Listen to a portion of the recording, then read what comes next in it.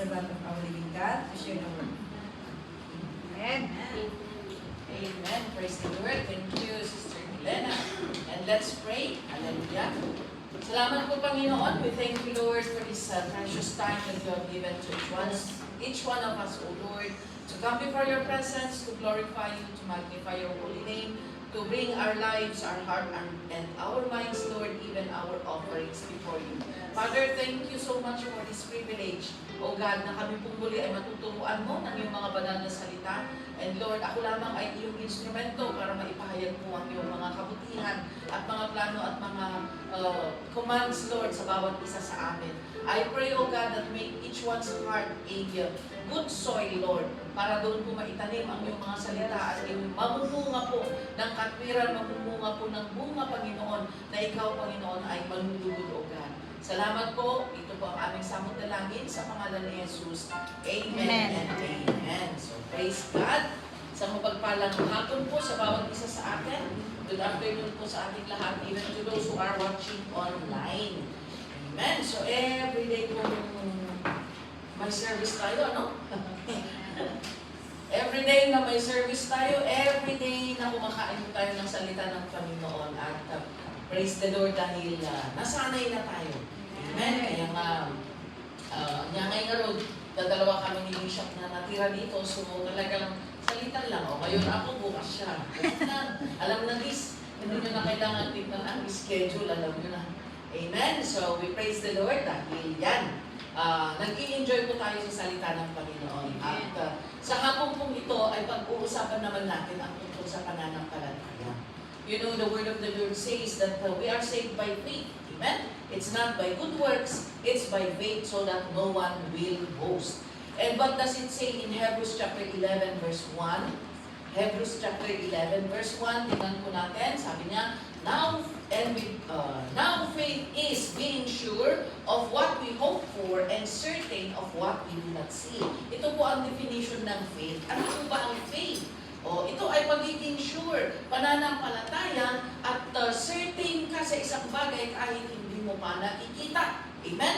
Yan po ang pananampalataya. Hindi po, the opposite of faith is yung klase ng definition ng tao na kung hindi ko nakita, hindi ko papaniwalaan. Jack kita, Jack pati. Kaya kung hindi ko nakikita ang biyaya, hindi ako naniniwala. Ganyan po ang definition ng mga tao dito sa mundo. Pero sa Bible po, ano ang sabi ng Panginoon? Faith is being sure. Kahit hindi mo pa nakikita ang mga bagay-bagay, kahit hindi mo pa nakikita ang pinapanalangin mo na natutupad, you are already sure that God is at work. Amen? So kung ano man ang isagot ng Panginoon sa panalangin mo, yan ang plano niya. Para sa isang may pananampalataya sa Panginoon, whatever God does or whatever God will do in your life, you need to believe that it is all for your own good.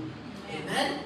So in verse 6, let's jump on to verse 6 wherein it says, And without faith, it is impossible to please God. I believe, mga kapatid, that we are coming to church to please the Lord. Amen? Nagpupunta tayo sa tahanan ng Panginoon. We are seeking God's presence because we want to please the Lord. Gusto natin maging kalugod-lugod. Pero kung wala palang pananampalataya, ay hindi po natin mag-please ang Panginoon. It is impossible to please God. That's why it's very important, mga kapatid, na magkaroon po tayo ng pananampalataya sa ating Panginoon. And faith is further categorized by the parables in the Bible na sinabi po ng ating Panginoon. Faith is not just faith. Amen?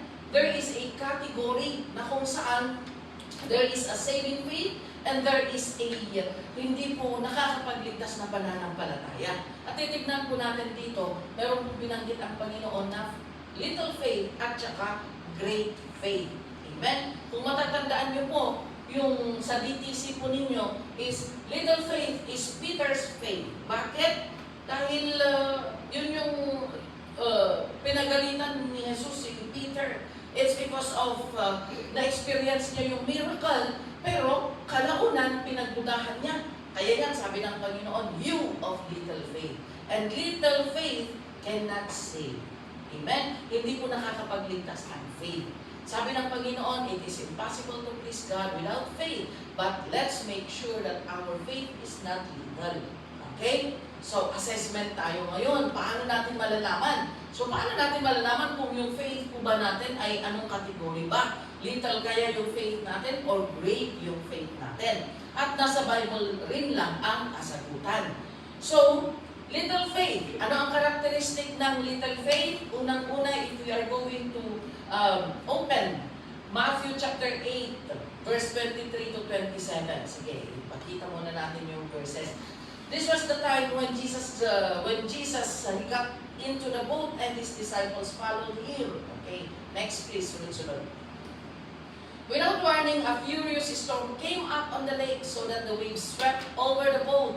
But Jesus was sleeping. Oh, nagkibiyahe si Jesus sa mga disciples. Nagkibiyahe siya at natulog siya doon sa bangka.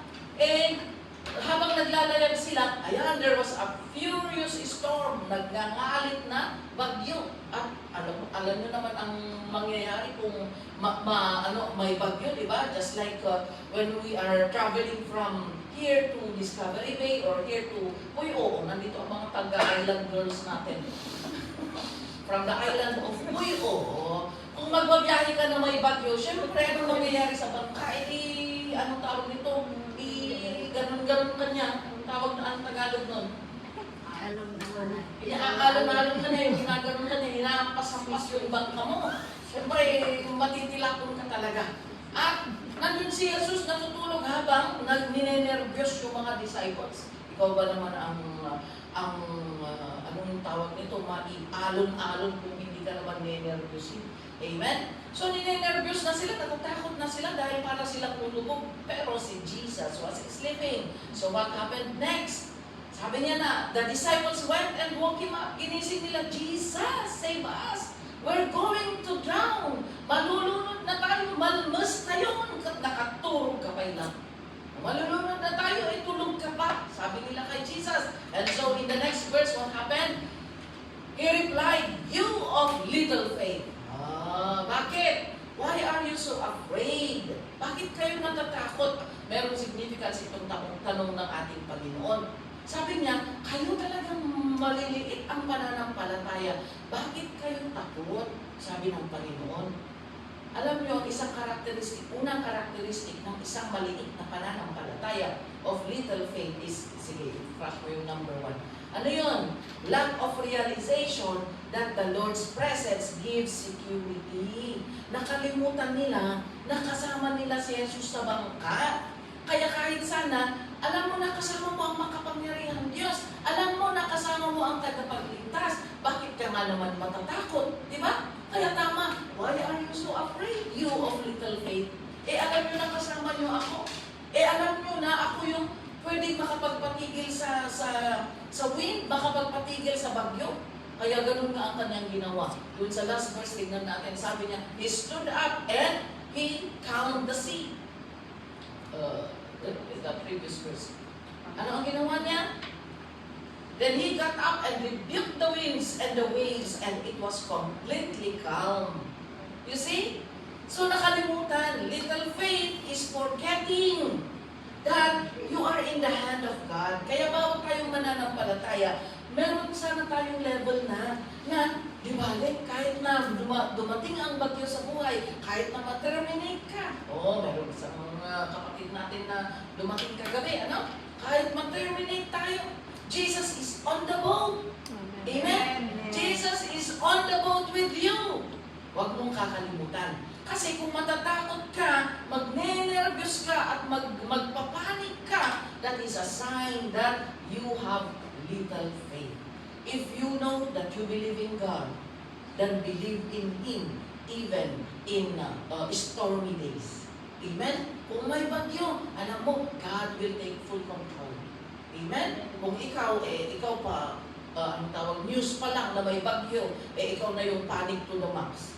Wala pa, hindi pa dumarating yung bagyo, 200 kilometers pa lang ang pero grabe, nagpapanik ka na. That is a sign of little faith. Amen? That's why it's also important in our daily life, in our daily walk with the Lord, that as long as you know that God is with you, then all is well. Amen? Huwag tayong matakot. Sabi niya, why are you so afraid? Kaya ang natatakot pala sa bagyo, mapaliteral man o spiritual na bagyo, ay isang senyales ng little faith. Amen? Kaya, mga kapatid, it's time to upgrade our faith. That whenever you face trials, troubles in your life, know that Jesus is with you. Jesus is with you in the fight. Jesus is with you, fighting the battle with you.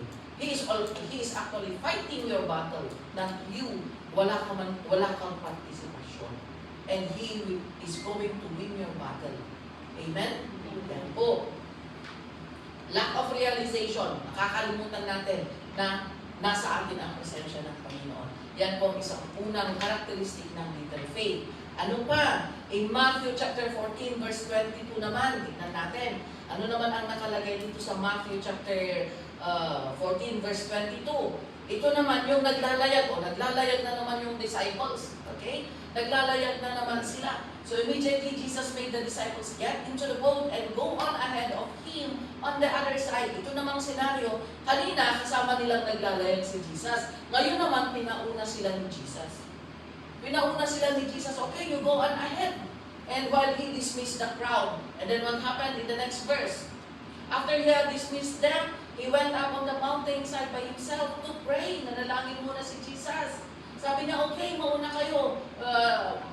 It's my time for me to pray to the Father. And when evening came, He was there alone. And in the next verse, but the boat was already a considerable distance from the land. Nakalayo na sila at they are buffeted by the waves because the wind was against it. Oh, may bagyo na naman doon sa mga nilalakaran ng mga disciples. Dinadaanan ng bangka ng mga disciples. Kaya huwag kayong magtaka kung bakit sabi nila, oh, akala ko ba na, sabi nyo kapag nag-Kristiyano tayo, wala nang problema. Bakit ang dami pa rin problema? Kaparte po ng alon, kaparte po ng bagyo, kaparte po ng buhay natin, ang pagiging Kristiyano natin, ang bagyo sa buhay. Kasi yan po ang pagpapatatag sa atin. The trials, the troubles, the testings of our life will develop wisdom, will develop perseverance sa mga nagpapatuloy na naglilingkod sa ating Panginoon. Amen? Kaya yan, binabagyo na naman ang mga disciples while they are sailing in the sea. So what happened next? During the fourth watch of the night, Jesus went out to them, walking on the lake. Dahil alam ng Panginoon na binabagyo na naman sila, so to the rescue ang Panginoon. So tignan ninyo ang pagmamahal ni Lord. Diba? Pinauna niya sila, pero hindi niya sila pinabayaan. Pinauna niya sila na kahit binabagyo sila, to the rescue naman siya. Kaya, okay, mauna kayo, don't worry, I'll be watching over you. Yun yung pagmamahal ng Panginoon sa kanyang mga disciples. Kaya lang, ano nangyari nung binabagyo sila? Jesus was about to go to them. So ano ang nangyari? In the next verse, when the disciples saw Him walking on the lake, they were terrified. Ito namang mga disciples, ignorante sila sa Diyos na pinagsisilbihan nila. It's a ghost! Sabi nila sa ating Panginoon. Ikaw ba naman ang kasama mo araw-araw, kasama mong kumakain, kasama mong naglalayag, tapos at times sasabihin mo na it's a ghost? Diba? Kasi sometimes ganun din tayo. Minsan hindi natin nakikita ng kamay ni Lord na ang kumikilos. Akala natin circumstances lang or akala natin ay mga bagay lang na mga aksidenteng nangyayari. We are not realizing it na kamay ni Lord ang kumikilos sa mga nangyayari sa ating mga buhay. And so sabi ng mga disciples, it's a ghost! And then Jesus said to them in the next verse, do not be terrified. Take courage, it is I, do not be afraid. Huwag kayong matakot, ako ito. Oh, kaya yan. Kaya yan ang isang bagay mga kapatid is, and then ano ang nangyari? In the next verse, Lord, if it's you, sabi ni Peter, Lord, if it is you, tell me to come to you on the water. You see, the word na, Lord, if it is you, kung talagang ikaw yan, what does this portray? Doubt. Kaya ang second characteristic ng little faith is doubting. Panagdwa-dwa. Imagine ka sa kasama mo ang Panginoon, Kasama mo siyang kumakain, kasama mo siyang natutulog, kasama mo siya sa lahat ng misyon. Tapos, Lord, kung ikaw talaga yan. Oh, sasabihin mo kay Lord na kung Lord, kung ikaw talaga yan, sabihan mo nga ako, nabababa dito sa bangka at lalakad ako sa tubig. Oh, that statement of Peter is an indication of doubt. Kaya, little faith is Peter's faith. Amen? Amen. Peter is also just like us, na kahit na nakikita natin ang milagro ng Panginoon, araw-araw sa ating buhay, kung paano niya tayo inaalagaan, and yet, sometimes in our life, we do doubt God. Right? Mapagdududahan natin ang Panginoon, lalong-lalo na, mamaya kung ano, ang pangatlo na characteristic ng faith is, ito, magnifying the negative circumstances. No? Magnifying the negative circumstances. Bakit? Kasi, di ba hindi ni Peter, sabi niya, Lord, if it is you, sabihan mo nga ako, call me to walk on the water. And Jesus followed because Jesus wants Peter to experience miracle. Kaya sabi niya, okay, come. Sabi niya, pagkasabi ni Jesus ng come, ay bumaba ng dali-dali si Peter at naglakad nga naman sa tubig. Pero ano ang nangyari? In verse 30, if we are going to see verse 30, in verse 30, then Peter got down out of the boat, walked on the water, and came toward Jesus. Yan, nakapaglakad siya sa tubig na hindi lumulubog. Pero ano ang nangyari? But when he saw the wind, he was afraid and beginning to sing, cried out, Lord, save me. Tignan ninyo, gusto ng Panginoon, when we ask for miracle, God is ready to give to you. Kaya nung sinabi ni Peter na, Lord, kahit nagda-doubt si Peter, pero gustong patunayan ng Panginoon na siya talaga yung Diyos na naglalakad na nakikita nila. So God granted the request of Peter. Nasabi ni Peter, Lord, tawagin mo ako. Tinawag ni Lord. Sabi niya, come! Ay, nakapaglakad naman si Peter ng ilang steps. Pero anong nangyari? When he focused on the wind, when he saw the wind, actually hindi natin makikita ang hangin. Sinong nakakikita ng hangin? Dito. Sa paligid natin. Meron ba? Nakikita niyo ba na nagka-curl yung hangin? Kasi sa drawing, para i-drawing ang hangin, curl siya na parang, anong tawag dito, circular movement. Para sa mga nag-drawing, ano yun ang ginagamit nila para maipakita na hangin. Pero hindi talaga natin makikita ang hangin. Pero how do we see the wind? We see the manifestation of the wind. Ano ang manifestation ng wind? Okay, may electric fan. Hindi ninyo nakikita yung hangin na binubuga ng electric fan, di ba? Pero paano nyo malalaman na may hangin? Kasi gumagalaw yung mga bulaklak. Yung manifestation ng hangin, ang nakikita mo, it's not really the wind. Amen? Kaya nakita ni Peter yung wind by the waves. Naglalakad siya sa ibabaw ng tubig, pero nakikita niya, malayo pa lang nakikita niya yung malalaking alon. Ang nangyari, nag-switch yung vision niya. Imbis na nung miracle, nakatingin siya, nakafocus siya kay Kristo. But then, when he saw the wind, nag-switch yung focus niya, hindi na kay Jesus, kundi sa wind na mismo. Ano ang nangyari nung nag-focus siya dun sa wind? Lumubog siya. Amen? He started to sing. Buti na lang, alam pa niya ang ginagawa niya. Lord, save me. Dito din ang isang application. When we call upon the name of the Lord, God will save us. Kahit kamali mo pa. Kamali ni Peter kung bakit siya nag-sing, di ba? It was Peter's fault kung bakit siya lumubog. But when he called upon the Lord, God immediately rescued him. Amen? Kaya ano ang mensahe dito, mga kapatid? God wants you to experience His miracle. Pero, kahit na simulan ng Panginoon na ipakita ang milagro sa iyo, kung magsiswitch ang focus mo at magfo-focus ka, ima-magnify mo, ano ang magnify? Kung may gamit kang magnifying glass, kung yung maliit na tuldok dito, maliit. Pero kung ima-magnifying glass mo, lalaki siyang ganyan. So kung yung imang-magnify mo, ang palalakihin mo ay yung problema mo, palalakihin mo yung pagsubok mo, ang palalakihin mo ay yung mga struggles mo, ay matatabunan yung mukha ni Kristo, matatabunan yung presensya ng Panginoon. Amen? Kasi yung struggle mo ang lumalaki, yun ang minamagnify mo. Pero kung si Jesus ang i-magnify mo, oh, magnify the Lord. Di ba? May kanta yun? May kinakanta tayo? Eh kung i-magnify mo si Jesus, yung problema mo na ang laki-laki, magiging tulog na lang. Bakit? Dahil pinalaki mo si Jesus, so lumiit yung tingin mo sa problema. Pero kung ang pinalaki mo ay yung problema, ang tingin mo kay Jesus, tulog na lang. Ganun lang, baliktaran lang. Kung ano ang papalakihin mo, yun ang magmamaster sa'yo, yun ang mamumuno sa'yo. Kaya kung yung problema mo, struggle mo ang pinalaki mo, of course, yun ang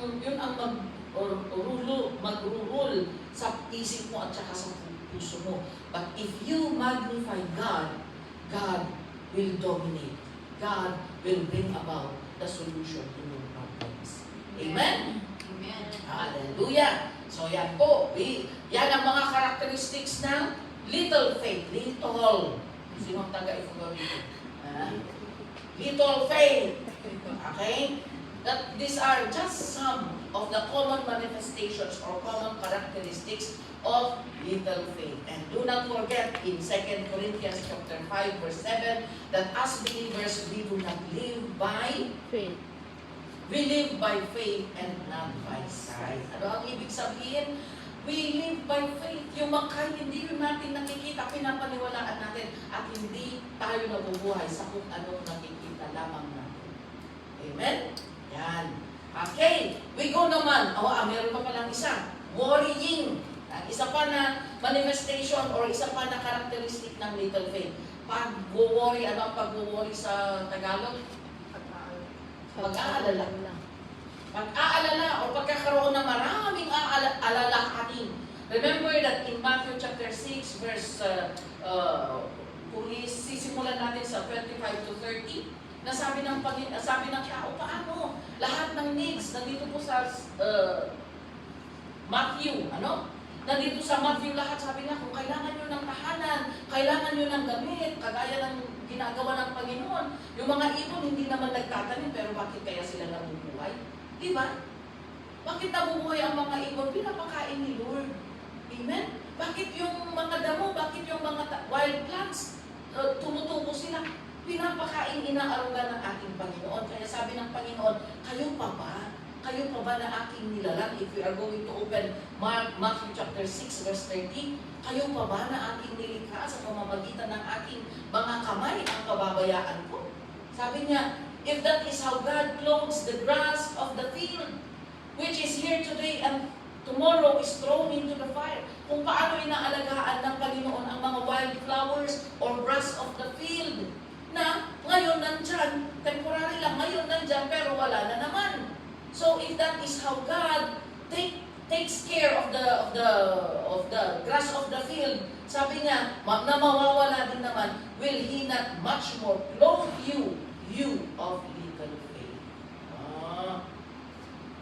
Kayo pa ba ang hindi niya aalagaan? Pero bakit? Bakit sabi you of little faith na naman ang sinabi ng Panginoon dyan? It's because tayo yung nag-worry. Tingnan ninyo, nanganak ka, for example. Hinihili mo pala yung 3 months old na baby mo. Pero yung isip mo, kasanuta pag-tuloy yun na dito, college na ang iniisip mo. Diba? Hinihili mo pala. Sinasayaw ko pala yung baby mo po. Pero yung mind mo, paano kaya ang pagka-college nito? Wala pa naman na kami pera. Paano na kung mag-aasawa ito? In-advance mo na ang pag-aalala mo. Advance talagang mag-isip lalo ng mga Pilipino. At ano ang sabi ng Panginoon? Do not worry about tomorrow. Let tomorrow worry about itself. Hayaan mo na mag-alala ang kinabukasan. Diba? Ano ang ibig sabihin ng Panginoon? Enjoy the day. Enjoy the present time. Do not worry kasi yung worry, kill joy. Diba? Tignan ninyo ang isang killjoy na ang saya-saya ng atmosphere tapos biglang may dumarating. Ano ba naman? Di ba masisira yung ano ba naman to? Ang killjoy naman. Killjoy ang pag-worry. Imbis na ine-enjoy mo, imbis na nagse-celebrate ka sa kabutihan at kapangyarihan ng ating Panginoon. Pero dahil marami kang alalahanin, ayan, nakikil yung joy mo. Yan, little faith yan. Karakteristik yan ng little faith. Kaya sabi ng Panginoon, bakit kayo nag-worry? Tignan nyo nga ang mga damo. Nabubuhay na lang sila ng basta-basta. Tignan nyo nga ang mga ibon. Kahit hindi nagtatanim ay nabubuhay. Kayo pa kaya na aking mga nilalang ang pababayaan? Tama ka naman. Amen? Kaya ang pag-worry ko ay nakakahiya kayo, nakaka-insulto sa ating Panginoon. Amen? Kaya huwag na tayong mag-worry. Amen. Kung dumarating man ang pag-aalala, read your Bible.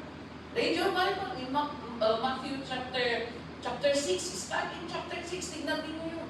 Before the Matthew 6:33 na yun na seek first the kingdom of God and His righteousness, and all these things shall be added unto you. You read the verses prior to that.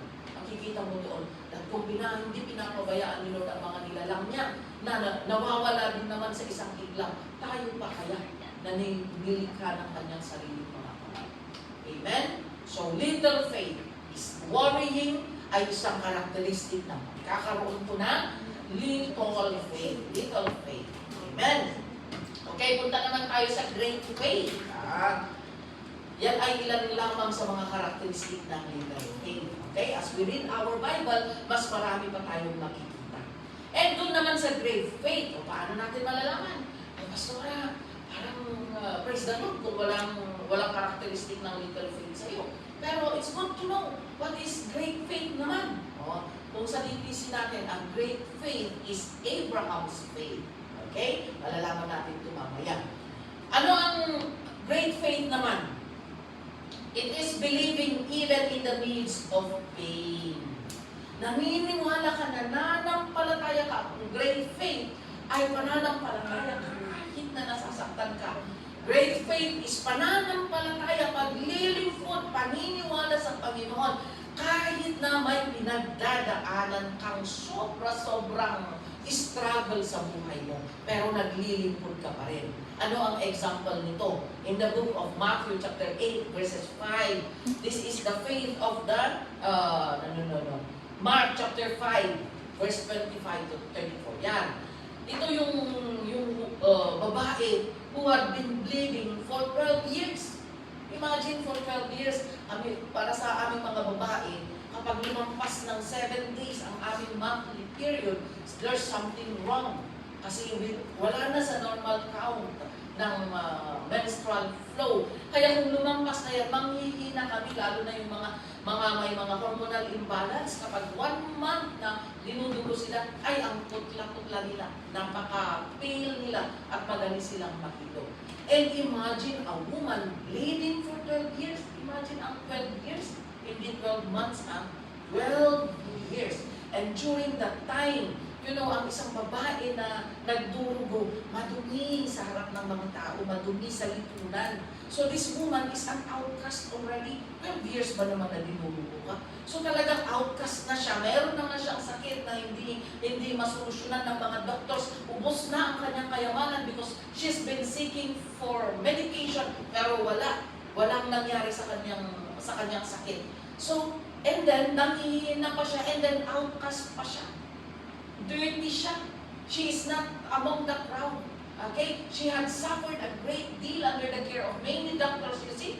Imbes na mapagaling siya, mas lalo pa siyang napahirapan sa dami ng pinuntahan niya para siya ay magamot. Yet instead of getting better, she grew worse. And then in the next verse, when she heard about Jesus, she came up behind him in the crowd and touched his clothes. Kasi pinapaniwalaan ng babaeng ito na dahil wala, she tried everything already. Sinubukan na niyang magpa-doktor, wala pa rin. Lahat na siguro ng doktor, pati Dr. Kwak siguro ipadas na.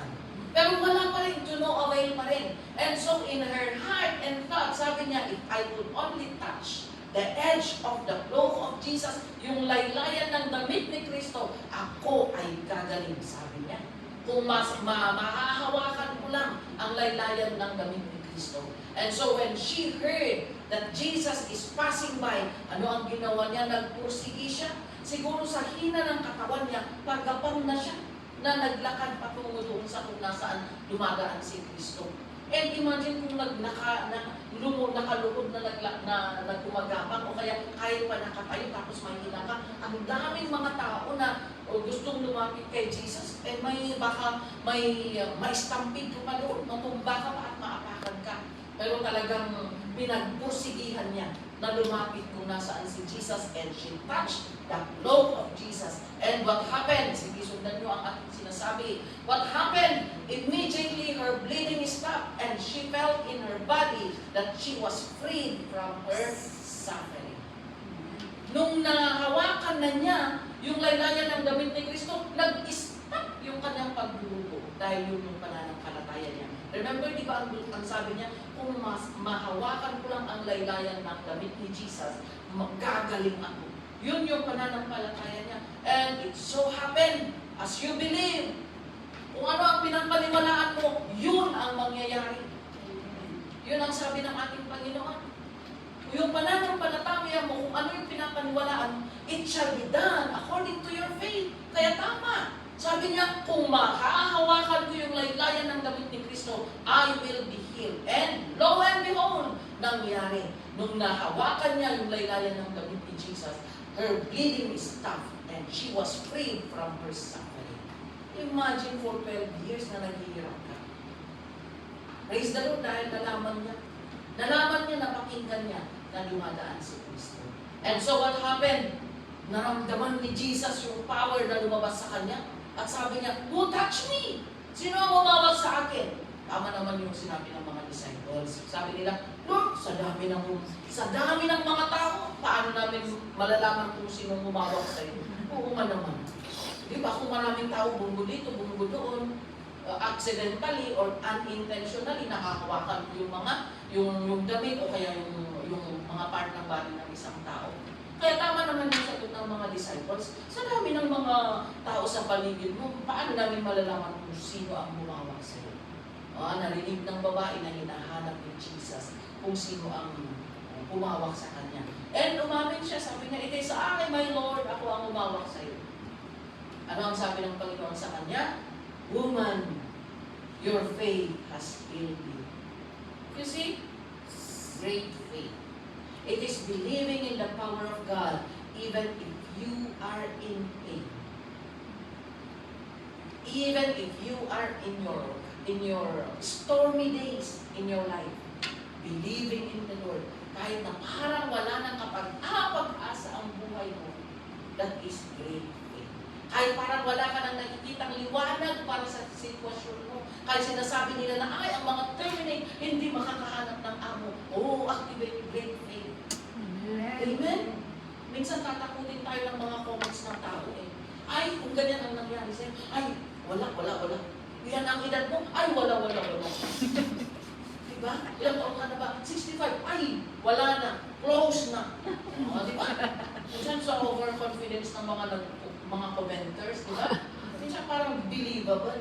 But if you have great faith, you can tell to the mountain, sabi niya, lahat ng balakid sa buhay mo, mountain would speak of your giants, mountain would speak of your problems, of your struggles, of the things that are against you. But you can say to that mountain, be thrown into the sea. Sabi niya, by faith, and it shall be done. Amen? Kaya sabi ng Panginoon, daughter, your faith has healed you. So great faith is believing even in the midst of pain and struggle. Kaya kung kahit nahihirapan ka, kahit pa apak-apakan ka ng ibang tao, kahit pa maraming maghinder sa'yo, if you believe in the Lord, God will bring it to pass. Amen? Amen. Another characteristic of great faith is having our faith in the word of Jesus. Yes. Kahit ang example nito is yung faith of the centurion in Matthew chapter 8 verses 5 to 10. Na kung saan itong centurion, meron siyang alagad, meron siyang tauhan na may sakit. At lumapit siya kay Jesus. Sabi niya, Jesus, my servant is sick. So ano ang sabi ni Jesus sa kanya? Pupunta ba ako para gamutin siya? Sabi ng centurion na ito, no, my Lord, I'm not worthy to have you in my own me Lord na ikaw ay pumunta sa aking bahay. Pero just say the word. Sabi niya, sabihin mo lang ang salita na gagaling ang aking alagad. And I know that it shall come to pass. O, sinabi lang nga ni Jesus, okay, go. And whatever your faith is, it shall come to pass. And right at that time na sinabi ng Panginoon yung salita na yun, gumaling ang alagad ng centurion na ito. Amen? Just the word, hindi niya nakita na inilihans ni Jesus. Hindi niya nakita na nilapitan ni Jesus yung may sakit. Hindi, ang pananampalataya niya, Lord, sabihin mo lang yung salita mo at magkagaling na yung aking alagad. So you see, the word of God, even right at this time, the words that Jesus is speaking are life. The words are life. The words of Jesus. Amen? Kaya ito din ang gamit ng salita ng Panginoon. The more that we listen to the Word of God and you believe it by heart, you believe it by faith, na mangyayari din sa buhay mo. Kaya naisulat ang mga kwentong ito for us in this generation to believe in our God. Amen? Kaya kahit yung salita lang. You know, I remember one time in my life, medyo nag-struggle din ako sa aking paglilingkod sa ating Panginoon. Nagka-gulo-gulo ang buhay ko. And then I decided not to serve already. Pero binigyan ko pa ng chance ang sarili ko na sabi ko, okay, I will go and attend and tamang-tamang question and answer you. Eh tinanong ko, sabi ko, Bishop, ay Pastor Moses na kasi siya noon. Pastor, hindi ba mas magandang hindi na lang ako magpagamit? Kasi hipokrita naman ako eh. Sinusunod ko ang Panginoon, pero sinusunod ko din ang sarili ko. So, hipokrita ako. So, mas maganda na lang na hindi ako magpagamit. Sabi ko. So, ang ina-expect ko na sagot ni Pastor Moses noon is, oo dapat huwag kang magpagamit kasi ganyan ang ugali mo. Akala ko ganun ang isasagot niya. Pero, isang word lang ang isinagot niya. Sabi niya, overcome. Yun lang, tapos talagang kinapture ko yung word na yun. And that was the turning point of my life, na overcome ko yung struggle ko na yun, na paulit-ulit kong ginagawa. Kahit na I tried na hindi gawin, pero I still do it. But when I heard the word overcome, it came to me as life. Kaya na-overcome ko yung problema na yun, na-overcome ko yung trial ko. That's why I'm here, standing in front of you. Just the word. Just believe the word. Amen? The word, Jesus and the word, they are one. Amen? Because in the beginning was the word, and the word was with God, and the word was God. Pag-aralan natin yan sa inyong mga DTC. Amen? But we can see there that the word became flesh, and that flesh is no other than Jesus who died on the cross for you and for me. Amen? That's why when we listen to the Word of God and believe in the Word of God, lahat ng hihilingin natin will come to pass. Amen? So, great faith is believing in the Word of God. Kahit hindi mo nakita na pumunta si Jesus doon, o kaya lay hands, but if you believe in the Word of the Lord na mapapakinggan mo, then the power of the Lord will rest upon you. Okay? You will see the miracle of the Lord. Okay, ano pa? Persistence in the midst of rejection and persecution. Yan. Great faith is yung pagpupursige kahit na may mga rejection, kahit na may mga persecution, kahit na may mga galit sa'yo. Ano? Minsan, kapag na-correct tayo minsan, ayoko nang maglingkod sa Panginoon. Ayoko nang na-persecute tayo. O kaya tinakot tayo ng ating mga pamilya. Maaaring we belong to a religious family or religious denomination, and then when they come to know you, to know that you are attending a Bible study or a service, tatakot na namin. Minsan takot tayo sa mga ganun. And so sasabihin natin, Lord, sorry, hindi ko kayang mawala ang aking pamilya. Sorry, hindi ko kayang mawala ang aking asawa. So, titigil na tayo maglingkod sa Panginoon. Pero, having great faith is pagpapatuloy, persistence, pagpupursige, kahit ikaw ay kamuhian, kahit ikaw ay takwil, kahit ikaw ay mag-persecute, or kahit maraming tao ang magalit sa iyo dahil sa iyong paglilingkod na totoo at tunay sa Diyos. Anong example naman natin dito? Ito naman yung Matthew chapter 15, verse 21 to 28, ito naman yung kwento ng isang Canaanite woman na lumapit kay Kristo, nagmamakaawa siya. Sabi niya, Lord, my daughter is suffering terribly from demon possession. Na demon possess ang anak ko, Panginoon. Sabi, nagmamakaawa, ikaw ba naman kung ikaw ay magulang, tapos inilalapit mo ang anak mo sa isang tao, tapos ano ang reaksyon ni Jesus in the next verse? Jesus did not answer a word. Hindi umiling ang Panginoon. How do you feel? Umiiyak ka. Sasabihin mo, brother, tulungan mo naman ako, brother. Yung anak ko naghihingal na. Ayan, umiikot na yung kanyang mata. Nakaganon ka, nagmamakaawa. Tapos sabi lang ng brother, how do you feel? Di ba masakit? Na hindi iimik ang hinihingan mo ng tulong. Pero si Jesus did not answer. Hindi umimik si Jesus. Sa effort ba naman niya umiyak, di ba? Tapos hindi walang imik si Jesus. And aside from that, natahimik lang si Jesus, hindi nag-react si Jesus. Yung mga disciples, sabi nila, oh, send her away, for she keeps crying out after us. Isturbo! Ikaw ba naman ang may pangangailangan? Nagmamakaawa ka, tapos istorbo ka lang pala. Oh, kaya huwag kayong you look at the character of the disciples. Kaya huwag kayong magtaka, mga kapatid, that even in the church, sometimes, may mga kapatiran na nakaka-disappoint, may mga kapatiran na nakaka-discourage, pero huwag kayong mag-give up. Why? At the time of Jesus, kasama mismo nila si Jesus, ganyan ang ugali ng mga disciples. Amen. Di ba, kadwada ni Jesus, tapos kasta ka pa hindi ugali ka. Kapanaw mo man dito, Jesus, istorbo. Di ba? You look at the characters of the disciples. Ganyan. Pero, kaya huwag tayong mag-ipa, huwag tayong maging balat sibuyas. Kagaya ng McDonald's, di ba? Minsan, sino ang nag-order sa McDonald's tapos mali-mali? Umorder ka tapos mali ang order. Umorder ka ng, ano na yung favorite na order ko doon? Chicken nuggets. Tapos biglang dumating ang anong tawag nito? Big Mac. Diba? Irereklamo mo, oh, I did not order for this. Eh, minsan, masungit pa ang mga nasa counter, diba? No, cannot! Sasabihin nila. May mga babait naman na papalitan yung order mo, pero may mga pagkakataon na ayaw nilang palitan kapag nagkamali. And then one time na naman, nag-order ka, mali na naman. Sabi mo, French fries na yung kulot-kulot, yung whirls, tapos ang binigay sa'yo yung straight na French fries. Direklamo ka na naman. Pero babalik ka na naman sa McDonald's, mag-o-order ka na naman. The McDonald's or any other fast food chains or any restaurant sometimes messes our orders, di ba?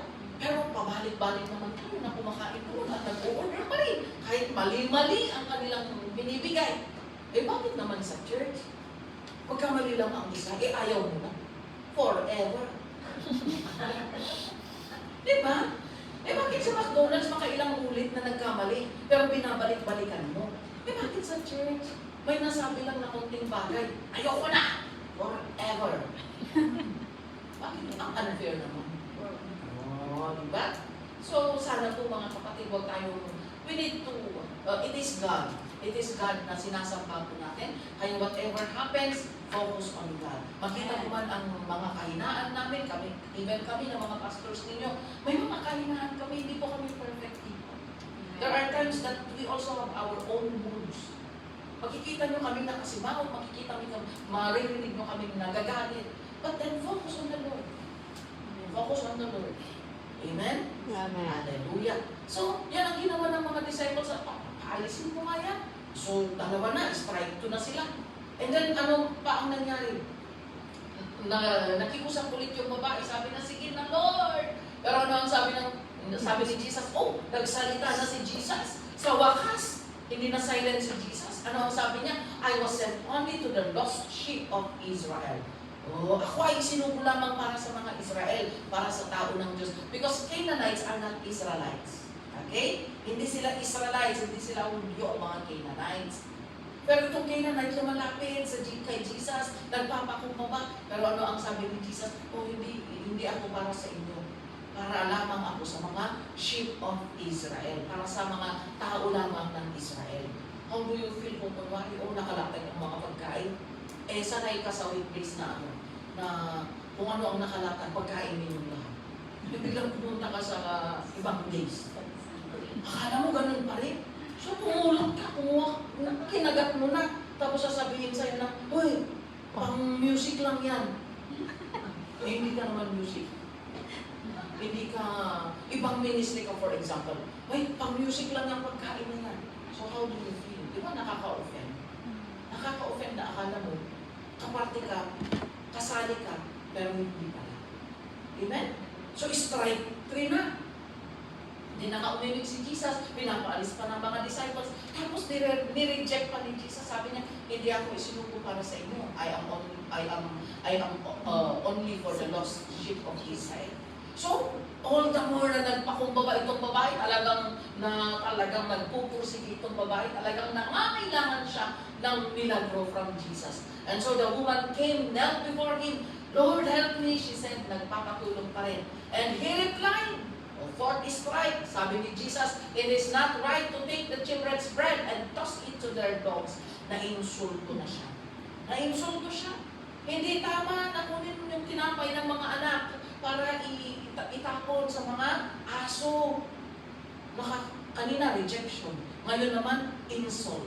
Yan. Nakaka-insulto. Pero ano pa rin ang ginawa ng babae?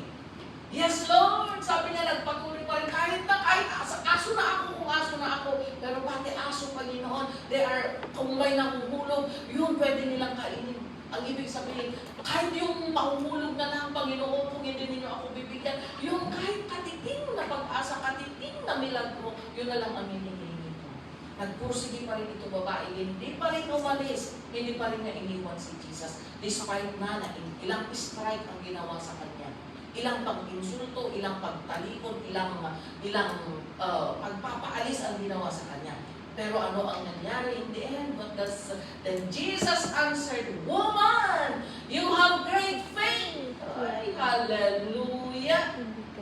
Kahit pala paulit-ulit ka na ma-insulto, kahit pala paulit-ulit na pagsabihan ka ng hindi maganda, kahit paulit-ulit na idismaya ka ng ibang tao, pero nagpupursige ka, isang palatandaan na ikaw ay may malaking pananampalataya.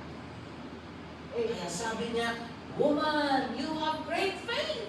Tinitesting lang pala siya ng ating Panginoon. Kaya ganun ang ginagawa ni Lord. Amen? And it's the same until today. God will allow you to experience rejection, persecution, insult in the name of our Lord Jesus Christ. But persevere, because that is the sign na tinitignan ng Panginoon for Jesus to declare your faith as great faith. And after na nagpursige ang babae, your request is granted, and her daughter was healed from that very hour. You see? Nothing comes instant. Noodles lang. Coffee lang. Amen? Noon, kailangan mo ng tatlo-tatlong garapon, asukal, gatas, kape. Ngayon, sa isang gunting lang, instant, may kape ka na. Noon, kailangan mo pa ng kalan para makapagluto ng noodles. Ngayon, hindi na. Amen? Nagiging instant na lahat.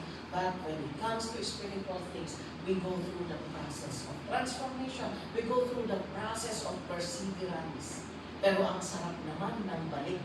Sasabihin, Woman, your daughter, your request is granted.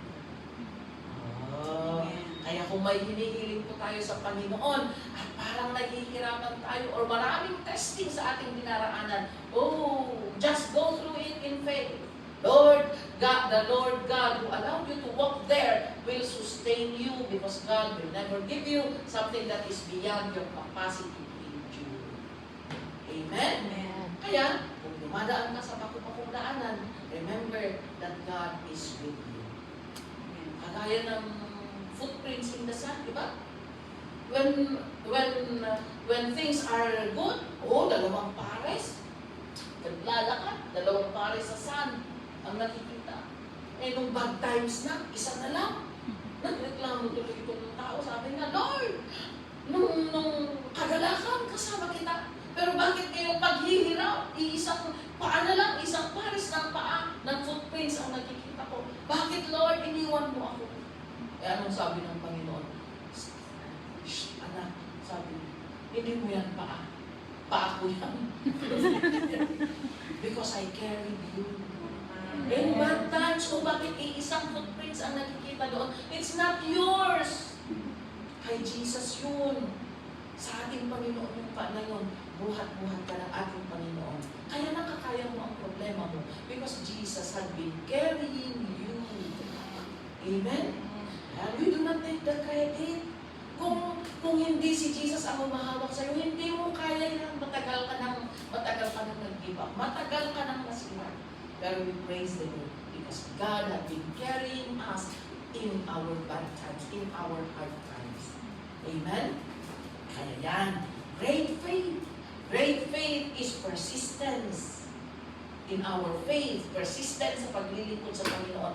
Kahit na maraming rejection, maraming persecution, maraming problema sa ating buhay. Amen? And ano pa?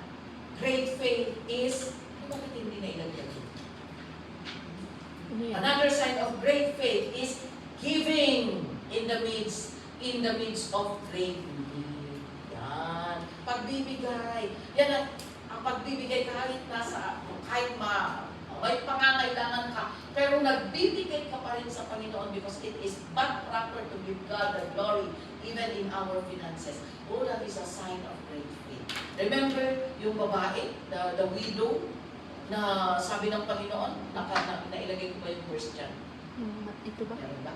Yan. Jesus sat down opposite the place where the offerings were put and watched the crowd putting their money. So binabantayan ni Lord yung mga nag-o-offering. Oh, malaki ng binibigay ng mga mayayaman. Wow! 1,000, sige, ganyan. Pero, many rich people threw in large amounts. So nakita niya, lalaki ng pagbibigay ng mga mayayaman. But a poor widow came and put in 2 very small copper coins worth only a fraction of a penny. Paraya lang, sentimo lang yung kanyang naihulog. Pero ano ang sinabi ng Panginoon? Tinanong niya yung mga disciples niya, who among all these people na nag-offering ang may pinakamalaking offering? Siyempre, by our human standard, yung mga nagbigay ng 500, yung nagbigay ng 1,000 kasi ang lalaki. Pero you see, tama yung sabi ng Bible that the mind of the Lord is not the same as our mind. His thoughts are higher than our thoughts. So akala natin yung nagbigay ng malaki, yun ang nagbigay talaga ng malaki. Pero ano ang sabi ng Panginoon?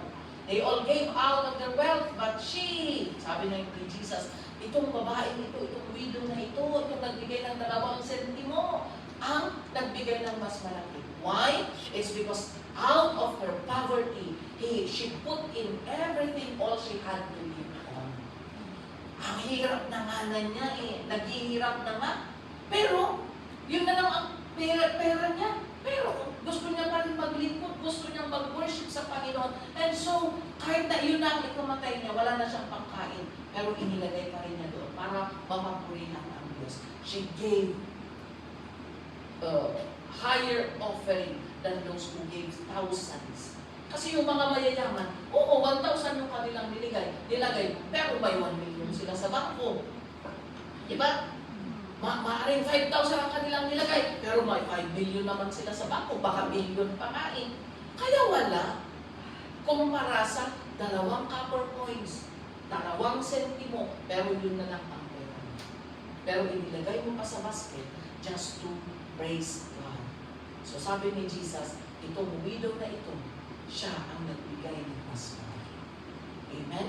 So, giving in the midst of your needs, in the midst of extreme needs, pero nagbibigay ka pa rin sa ating Panginoon, that is a sign of great faith. Amen? Amen. Hallelujah! So, saan tayo doon? Sa gitna. Pwede naman hilingin natin, Lord, give me faith. Increase our faith. Mga disciples, nanalangin sila kay Jesus. Sabi niya, Lord, increase our faith. Ganon din po sana ang hilingin natin sa Panginoon. Amen? It's not too late. It's not too late to upgrade our little faith into great faith by the grace and power and help of our Lord Jesus Christ. Amen? Hallelujah. So yan lang po ang ating maibabahagi sa hapon ito. At sana po may natutunan tayo. Sana po nadagdagan po ang ating mga kaalaman. At yung kaalaman po sana ay hindi lang hanggang sa utak lang. Amen? Sabi niya, faith without action is dead. Kahit punong-puno ang utak natin ng knowledge about the Word of God, but if there's no action, that is a dead faith. And dead faith cannot save. Amen? So thank you for listening, and let us pray before I get back to the MC. Hallelujah, hallelujah, Lord. Salamat po, Panginoon. We thank you for this time, O God, that you have given us this message, O Lord, for us to upgrade our faith, O God. Thank you, Lord, for showing us the examples. Thank you, Lord, for showing us how you have sustained your people long ago, O Lord. And you are the same yesterday, today, and forever, Panginoon. Kaya kung paano mo sinustain ang pananampalataya ng mga naglilingkod sa iyo noon, alam namin na ganun ka pa rin hanggang ngayon, Panginoon. Kaya, Lord, dinudulog po namin ang aming buhay sa iyo. Lord, pinapahawak po namin ang lahat ng aming aspeto sa iyo, Panginoon. Have your way, Lord, increase our faith, O God, and teach us to do your will, Lord, even in the midst of persecution, rejection, O God, or whatever trials and problems, O God. Lord, help us to have this great faith, O God, in order that we will keep serving you until you come to take us home to heaven, O God. Father, bless now your children, even those who are watching online, Lord. In Jesus' name, amen.